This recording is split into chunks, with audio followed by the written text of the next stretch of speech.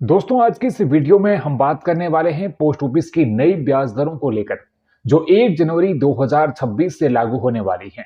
ये वीडियो खास तौर पर उन लाखों निवेशकों के लिए है जिनका पैसा पोस्ट ऑफिस की छोटी बचत योजनाओं में लगा हुआ है या जो फ्यूचर में इन गवर्नमेंट बैकएंड स्कीम्स में इन्वेस्टमेंट करने की प्लानिंग कर रहे हैं। दोस्तों, जैसा कि आप जानते हैं कि पोस्ट ऑफिस की सभी small saving schemes India post के तहत आती हैं और इनकी ब्याज दरें सीधे वित्त मंत्रालय तय करता है। हर तिमाही यानी क्वार्टर के हिसाब से इन रेट्स का रिव्यू होता है। अब जनवरी से मार्च 2026 वाली तिमाही के लिए रिव्यू प्रोसेस चल रहा है और 31 दिसंबर 2025 के आसपास नई इंटरेस्ट रेट का ऑफिशियल अनाउंसमेंट किया जाएगा। आपको जानकर हैरानी होगी कि पिछले काफी समय से पोस्ट ऑफिस की ब्याज दरों में कोई बदलाव नहीं किया गया है। अक्टूबर से दिसंबर 2025 की तिमाही में भी रेट्स सेम ही रखी गई थी।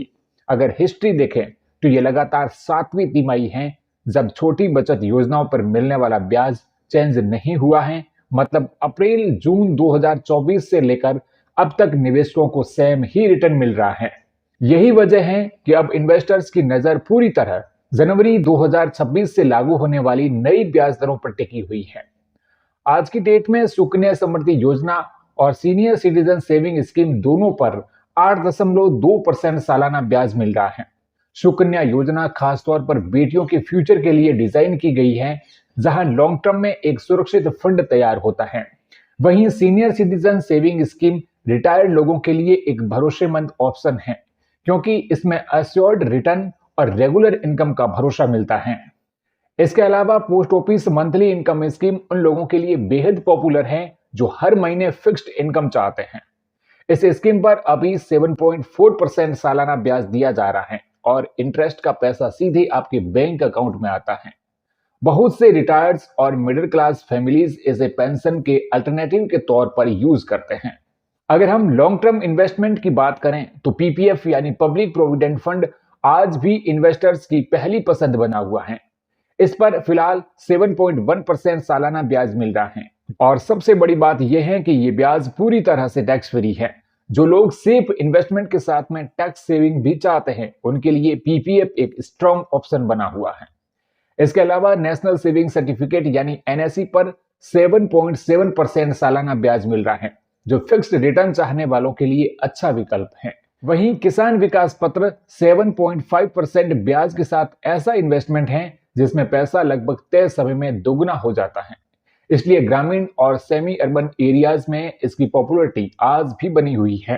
पोस्ट ऑफिस की टाइम डिपॉजिट यानी एफडी की बात करें तो 1 साल की एफडी पर 6.9%, 2 साल की एफडी पर 7%, 3 साल की एफडी पर 7.1% और 5 साल की एफडी पर 7.5% सालाना ब्याज मिल रहा है। वहीं पोस्ट ऑफिस सेविंग अकाउंट पर अभी भी 4% सालाना ब्याज दिया जा रहा है, जो बेसिक सेविंग के लिए इस्तेमाल होता है। अब सवाल यह है कि 1 जनवरी 2026 से क्या बदलेगा। दोस्तों, इसका फाइनल जवाब तो 31 दिसंबर के अनाउंसमेंट के बाद ही सामने आएगा, लेकिन एक्सपर्ट का मानना है कि अगर इन्फ्लेशन और मार्केट कंडीशन को ध्यान में रखा गया तो सरकार कुछ पॉपुलर स्कीम्स की इंटरेस्ट रेट को बदल सकती है। हालांकि यह भी पॉसिबल है कि स्टेबिलिटी बनाए रखने के लिए रेट्स को सेम ही रखा जाए, जैसा पिछले 7 क्वार्टर से होता आ रहा है, क्योंकि आरबीआई ने रेपो रेट में 1.25% की कटौती की है। कई बैंकों ने इंटरेस्ट रेट कम कर दिए, तो वहीं लोगों को अब पोस्ट ऑफिस से राहत मिलने की उम्मीद है। इसलिए जिन लोगों का पैसा पहले से पोस्ट ऑफिस की स्कीम्स में लगा हुआ है उन्हें पैनिक करने की बिल्कुल जरूरत नहीं है और जो नए इन्वेस्टर्स हैं उनके लिए यह समय अवेयरनेस बढ़ाने और सही स्कीम चुनने का है। 31 दिसंबर को आने वाली ब्याज दरों की घोषणा ये तय करेगी कि 2026 में पोस्ट ऑफिस इन्वेस्टमेंट कितना अट्रैक्टिव रहेगा। तो दोस्तों, अगर आप चाहते हैं कि नई ब्याज दरों का एग्जैक्ट कैलकुलेशन, मैच्योरिटी अमाउंट और कंपैरिजन वीडियो सबसे पहले आपको मिले तो इस चैनल को सब्सक्राइब जरूर करें और वीडियो पसंद आए तो लाइक और शेयर करें।